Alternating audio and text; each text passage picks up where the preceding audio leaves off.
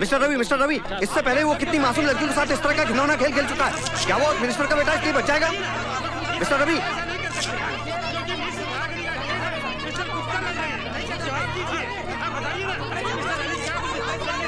Mister Ravi,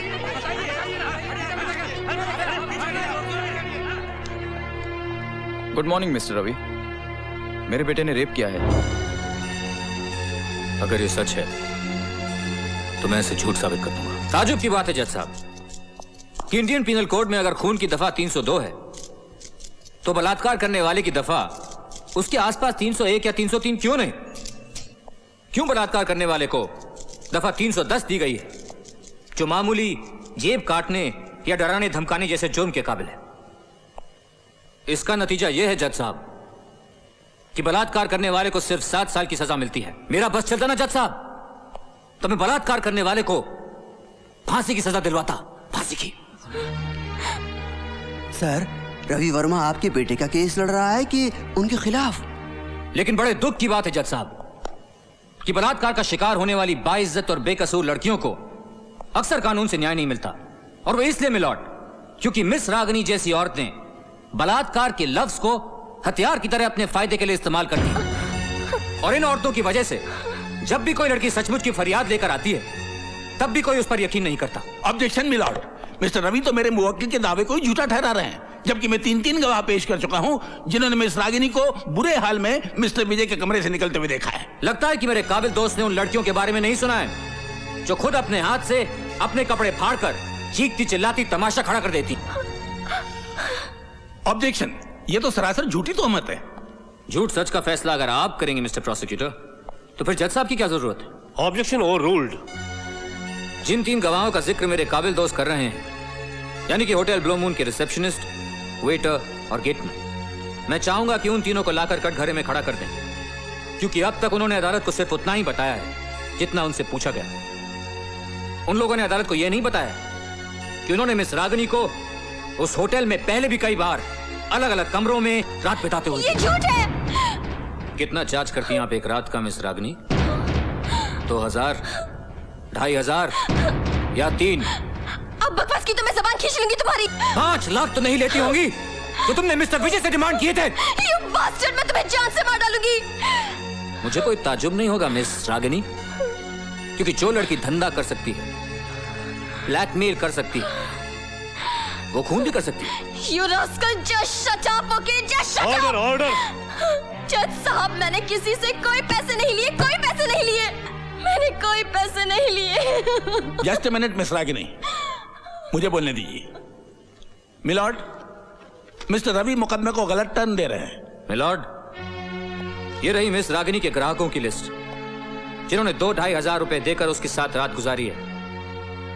उनमें से कई इस अदालत में भी मौजूद हैं। आपने झूठे गवाह पैदा किए हैं। आपके 3 गवाह भी हैं। इसमें कौन सी बड़ी बात है? रिश्वत देकर आपने उनको भी अपनी ओर कर लिया होगा। आप मुझ पे बड़ा संगीन जुर्म लगा रहे हैं पब्लिक प्रोसिक्यूटर साहब। क्या आप ये बात साबित कर सकते हैं? आप जानते हैं कि ये साबित नहीं किया जा सकता। तो फिर आप चुपचाप अदालत की कार्यवाही को चलने दीजिए। मिलॉर्ड, सबसे पहले मैं approach the bench milord. Come to my chamber. अदालत की कार्रवाई 10 मिनट के लिए मुलतवी की जाती है। एक शरीफ औरत को बाजारू औरत साबित करके आप अच्छा नहीं कर रहे मिस्टर रवि। ये तो कुछ भी नहीं है। अभी तो आपकी मिस रागनी पर मैं एक दावा और भी ठोकूंगा, मानहानि का 10 लाख का, और ब्लैकमेल की सजा 3 साल की, और साथ में जुर्माना भी।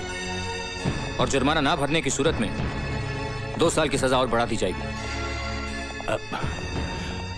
एक्सक्यूज मी मिस्टर रवि, नहीं, मैं ये कहना चाहता था कि बलात्कार का ये मुकदमा अगर मैं वापस ले लूं तो क्या आप वादा करते हैं कि रागिनी पर आप ब्लैकमेल और मानहानि का दावा दायर नहीं करेंगे? नहीं करूंगा, वादा करता हूं। मिस रागिनी के वकील ने मुकदमा वापस ले लिया है, इसलिए यह अदालत मिस्टर विजय मेहता को बाइज्जत बरी करती है।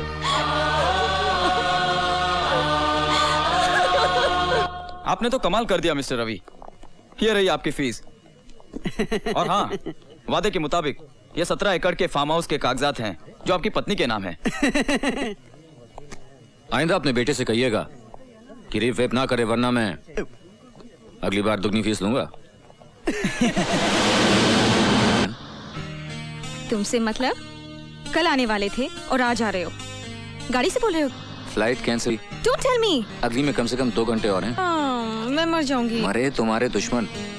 मैं जल्द से जल्द वहाँ पहुँच रहा हूँ, लेकिन हाँ, इस जोश को ठंडा मत पड़ने देना। Shut up. ताई। हाँ बिटिया। उनका फोन आया था, फ्लाइट कैंसिल है, कम से कम 2 घंटे और लगेंगे। अरे तो 2 घंटे तो 2 घंटे में बीत ही जाएंगे ना। और फिर पूजा बिटिया भी तो आती होगी ट्यूशन से। फिर क्या फायदा। हेलो। हेलो। अब क्या कर रही हो जान? मरने की तैयारी कर रही हूँ। सोच रही हूँ पंखे से लटकूं या अपनी उंगलियां बिजली के प्लग में डालूं। अरे तुम्हारी अगली फ्लाइट का क्या हुआ? हो जाएगा, हो जाएगा। जान का जान के लिए इंतजार करने का मजा ही अलग है। सब्र कर, फल मिठाई मिलेगा। देखो दूर बैठे तुम बहुत अच्छी बातें कर लेते हो, सामने आओ तो बताऊं। अगर आ गया तो क्या कर लोगी? दबोच के पलंग पे पटक दूंगी। फिर तुम्हारी टाई खींचकर एक तरफ और तुम्हारे जूते निकालकर एक तरफ फेंक दूंगी। फिर कस के किस लूंगी। फिर सारी बातें फोन पे करूं क्या? ओहो, फोन पर तो सिर्फ मेन्यू पूछ रहा हूँ मेरी जान। खाना तो पलंग पे ही खाएंगे। You rascal. ओए, Ravi. Rascal at your service Oh my God. मेरी जान। I don't Come believe here. this. बहुत मजा आता है ना मुझे सताने में। बहुत मजा आता है। ए, तो हो जाए। मूड नहीं है। ओए, तेरी मूड की तो अरे रे आज नहीं छोड़ूंगा तुझे। मूड नहीं है, अभी बनाता हूँ तेरा मूड।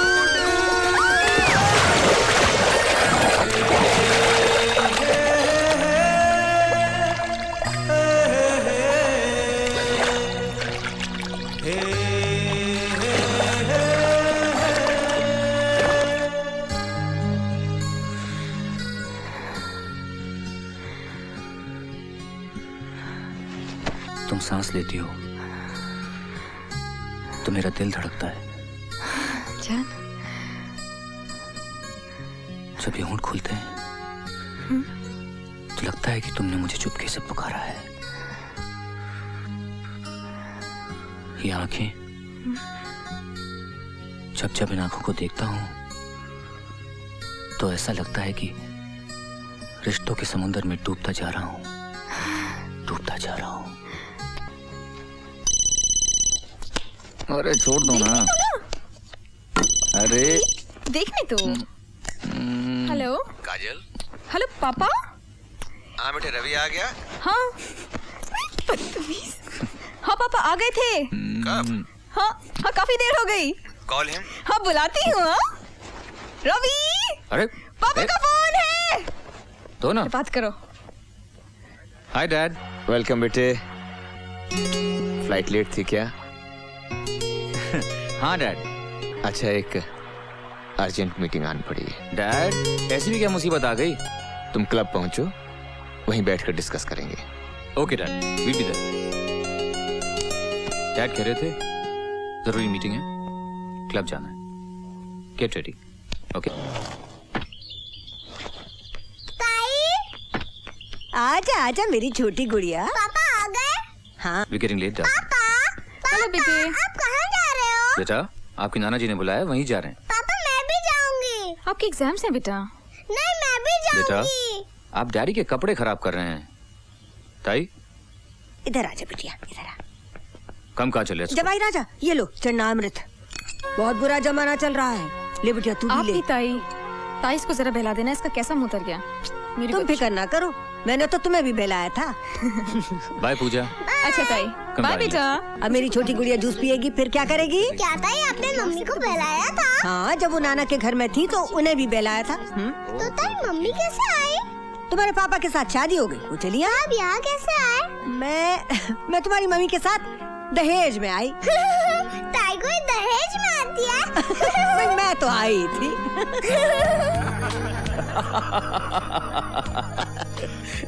भाई वाह रवि वाह, हर अखबार के पहले पन्ने पर तुम्हारी दिल्ली वाली। आज 18 जून है। 18 तारीख को क्या होगा? आज के दिन मैं बाप बना था।